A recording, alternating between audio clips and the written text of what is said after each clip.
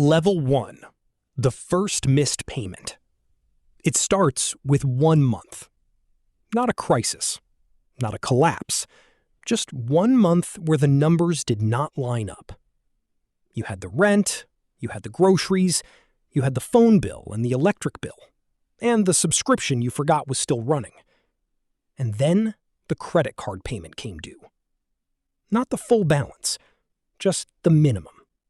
$47. You looked at your account, you looked at the date. You decided you would catch it next month. That was the decision. Not dramatic, not reckless, just a small calculation made on a Tuesday evening when you were tired and the number seemed manageable. The payment did not process.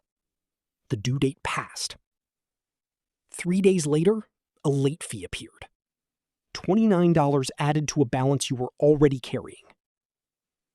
You did not call the bank. You did not open the app again that week. You told yourself next month would be different.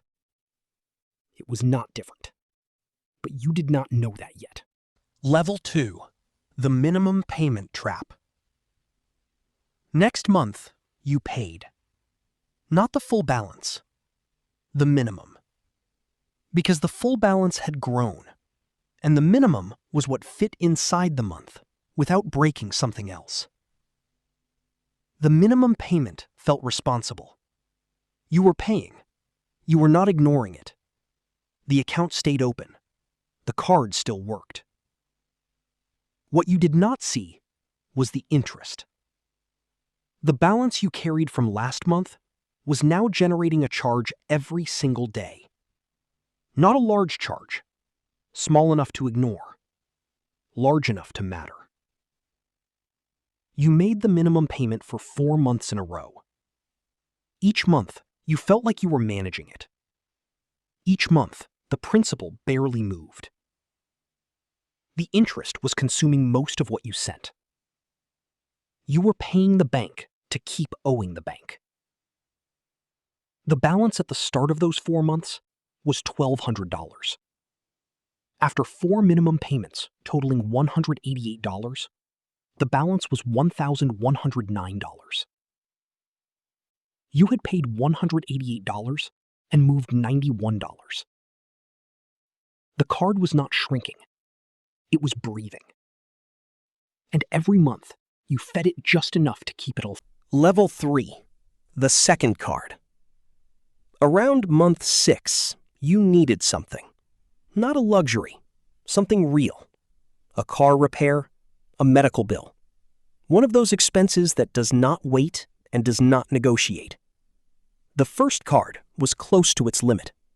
You had maybe $200 of available credit left, and you did not want to close it out completely because closing it out completely felt like losing.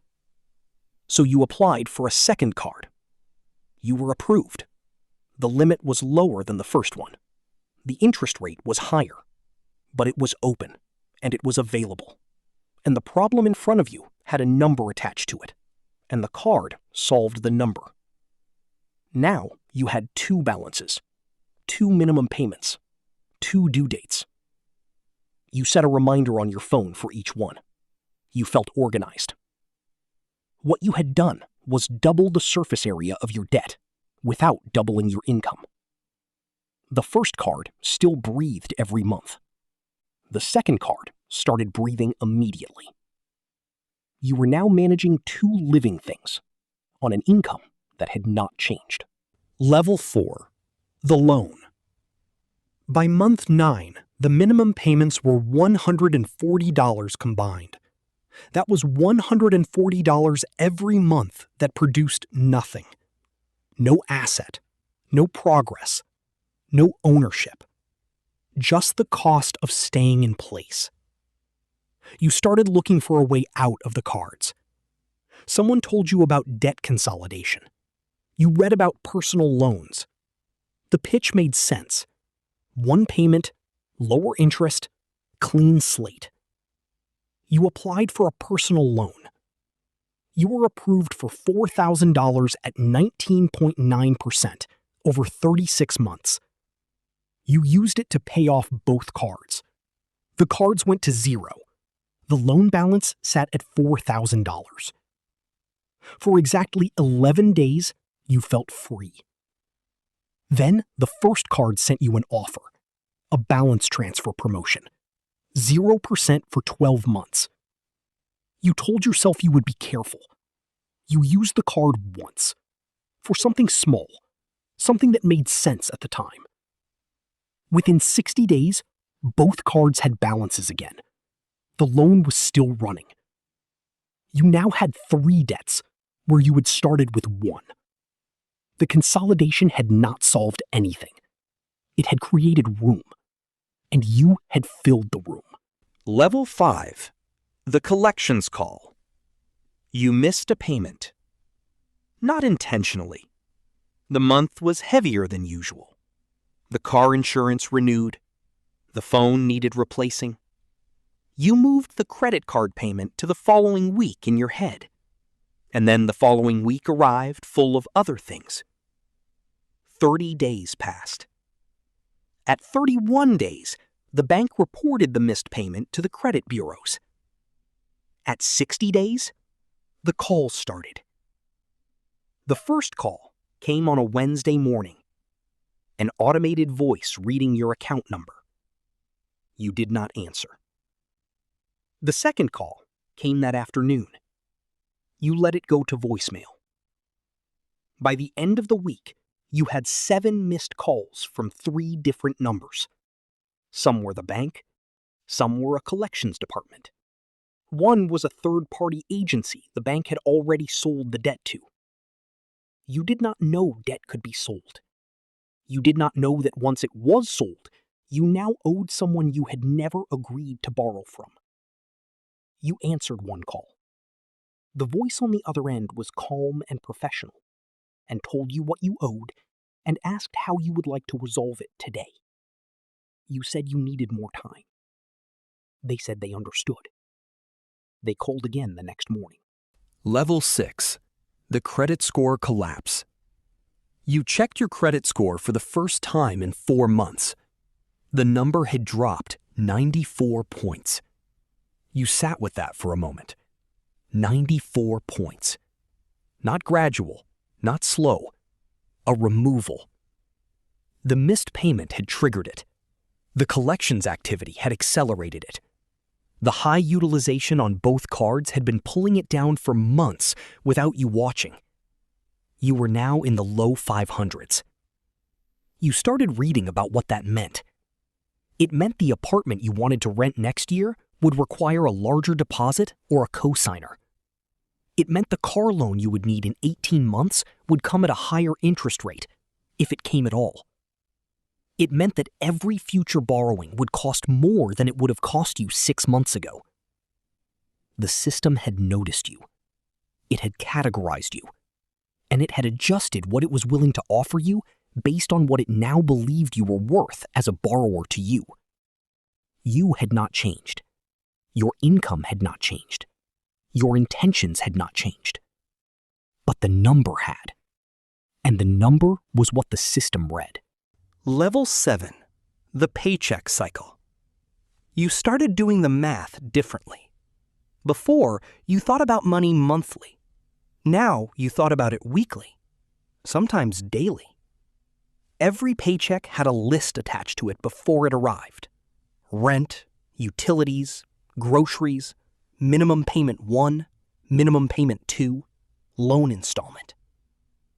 By the time the list was satisfied, there was usually between $80 and $200 left. That remainder had to last until the next paycheck. It covered gas. It covered anything unexpected. It covered nothing extra. You stopped making plans that required money. Not dramatically, quietly. You started saying no to things without explaining why. You started checking your balance before every purchase. Not large purchases, small ones. A lunch, a coffee, a birthday card.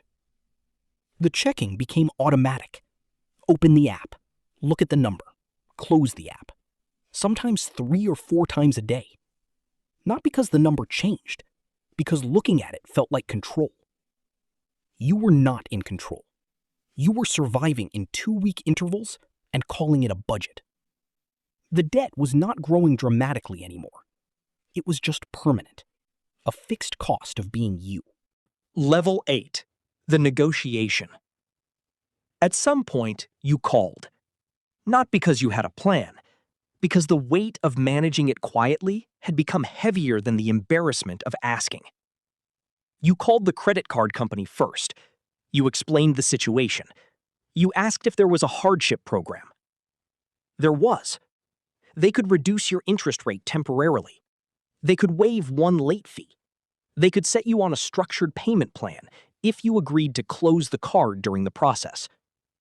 You agreed. Then you called the collections agency about the debt that had been sold. That conversation was different. They offered a settlement. Pay 60% of the balance in a lump sum, and they would report it as settled.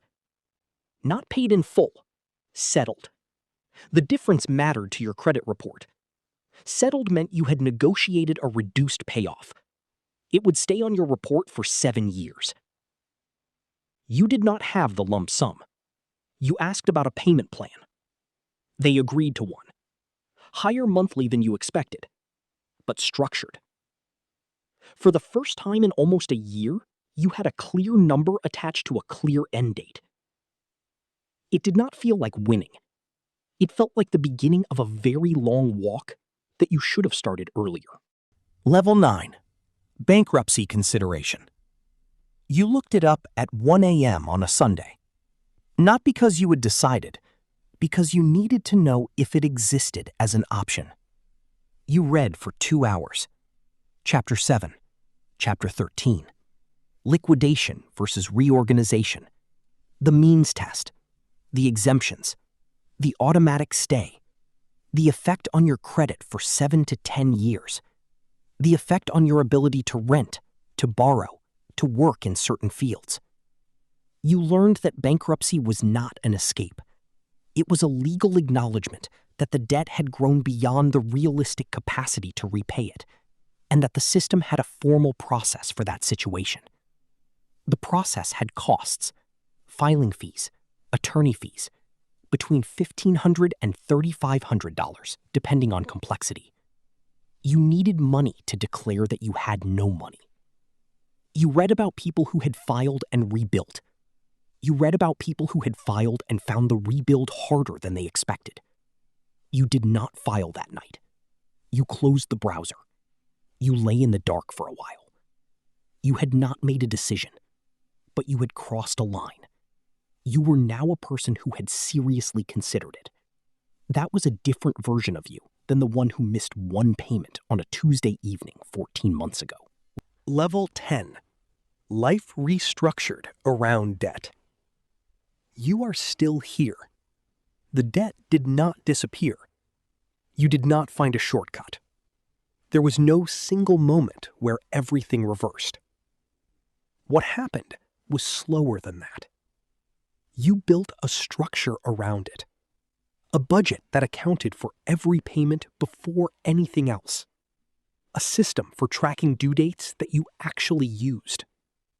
A small emergency fund that you rebuilt $20 at a time, so that the next unexpected expense did not have to go on a card.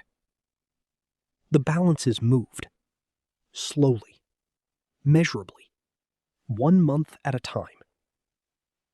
But the cost of the years inside the debt was not just financial. It was the version of yourself that disappeared quietly. The plans you did not make. The risks you did not take.